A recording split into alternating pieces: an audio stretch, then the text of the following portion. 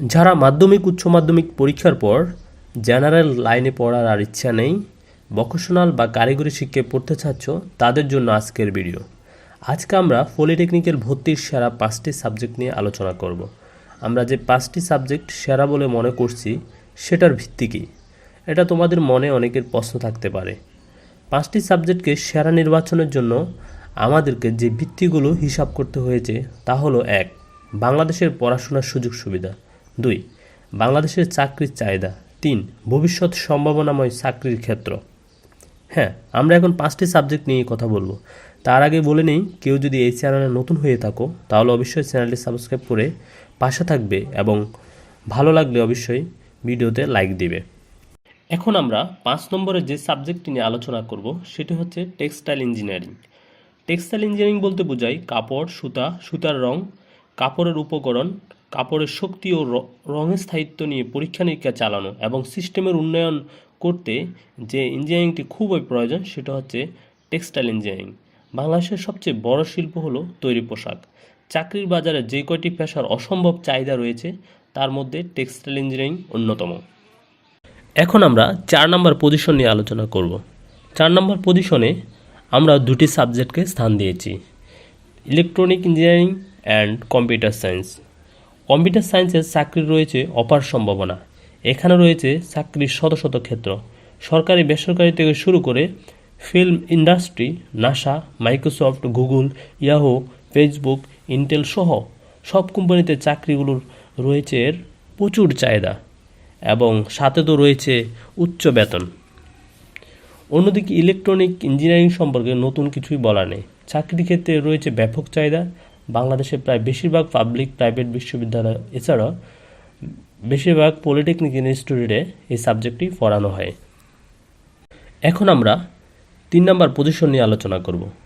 3 নম্বর পজিশনে থাকছে mechanical engineering. Mechanical engineering বা যন্ত্র প্রকৌশল পৃথিবীর অন্যতম সেরা সাবজেক্ট। একে মাদার অফ ইঞ্জিনিয়ারিং বলা হয়। ছোটো পার্টস থেকে শুরু করে অনেক বড় বড় মেশিন, যন্ত্রপাতি, যানবাহন ডিজাইন এবং সে পণ্য উৎপাদনের পুরো পদ্ধতিকে অধিক কর্মক্ষম করার জন্য সব কিছুই করে মেকানিক্যাল ইঞ্জিনিয়ারগণ। বাংলাদেশে রয়েছে এর ব্যাপক চাহিদা এবং চাকরির ক্ষেত্র, বিশেষ করে পাওয়ার প্ল্যান্ট, সিমেন্ট ইন্ডাস্ট্রিজ, সার কারখানা, অটোমোবাইল, গ্যাস ফিল্ড, জাহাজ, ট্রেন, বিমান সহ সকল যন্ত্রপাতি তৈরির কারখানায় মেকানিক্যাল ইঞ্জিনিয়ারগণ চাকরির জন্য নিয়োগ পেয়ে থাকেন।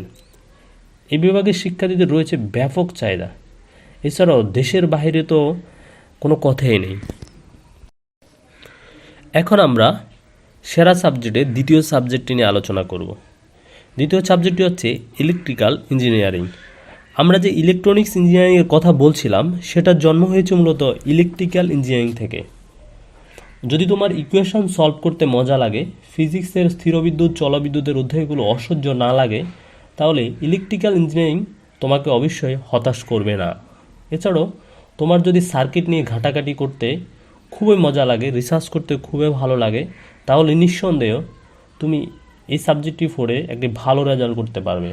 আর ভাই, চাকরির কথা বলে শেষ করা যাবে না। সরকারি বেসরকারি সব ক্ষেত্রেই এর ব্যাপক চাহিদা রয়েছে।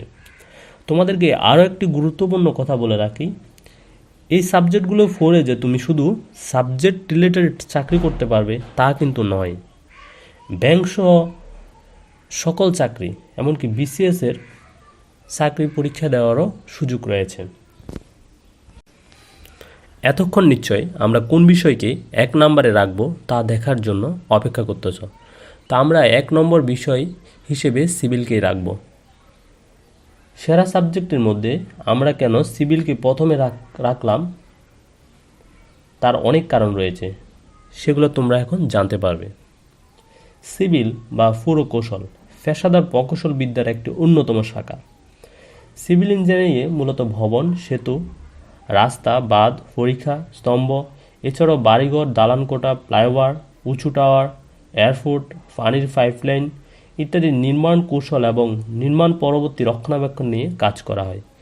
সিভিল ইঞ্জিনিয়ারিংয়ের রয়েছে অনেকগুলো শাখা, যেমন structural engineering, environmental engineering, geotechnical engineering, water resource engineering, transportation engineering, construction engineering, urban and community প্ল্যানিংয়ের মতো বড় বড় শাখা।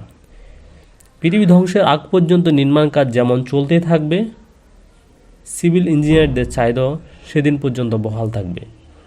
উঁচু উঁচু আকাশ ছোঁয়া ভবন থেকে শুরু করে ছোট ঘরবাড়ি তৈরিতে সব ক্ষেত্রে সিভিল ইঞ্জিনিয়ারদের রয়েছে আকাশ ছোঁয়া চাহিদা। পরিশেষে একটি কথা বলি, সাবজেক্ট নির্বাচনের সময় সাবজেক্ট সম্পর্কে পরিচয়, ভবিষ্যতের ক্ষেত্রসমূহ এবং চাকরির চাহিদাগুলো জেনে নেওয়া সব শিক্ষার্থীর অবশ্যই কর্তব্য। আর একবার ভুল করলে সারা জীবন আফসোস করতে হবে।